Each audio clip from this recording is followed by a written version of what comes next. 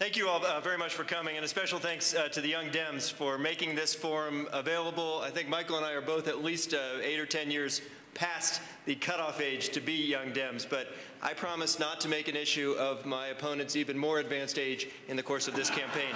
So I do want to say how much I respect Senator Bennet. I think he is a good person, and I hope our friendship outlasts this effort as well.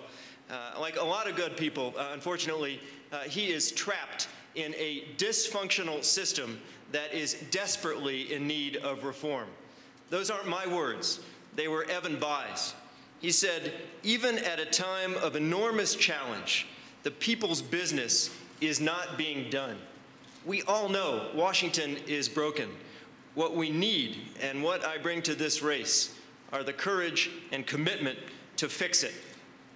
Millions of Americans are losing our jobs, our homes, our health coverage, and our savings.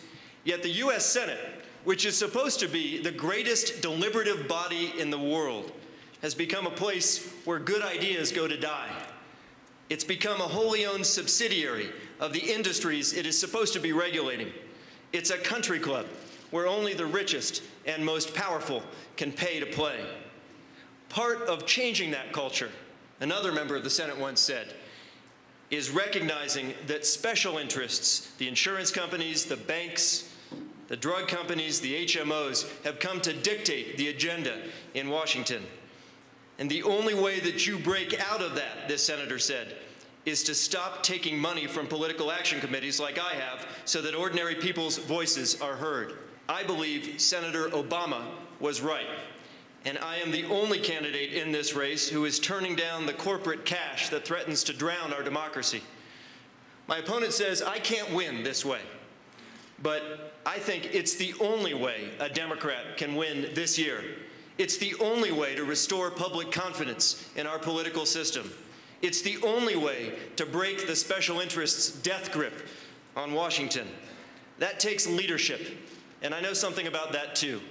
I led the Democrats to our first majority in 30 years and our first back-to-back majority in more than 40 years.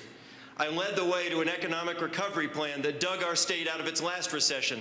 I led the fight against insurance companies that were refusing to honor their customers' valid claims. And I led our state to pass the most significant investment in school construction in the history of Colorado. This year, it's not enough just to send a senator back to Congress. We need to send a leader, and we need to send a message.